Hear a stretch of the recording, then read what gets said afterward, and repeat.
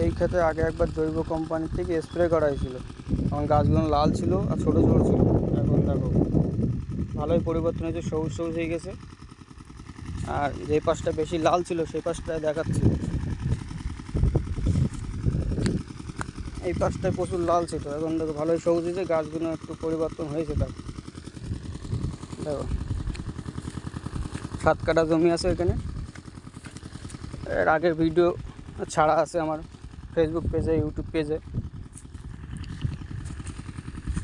দেখো সব গাছগুলো দেখো,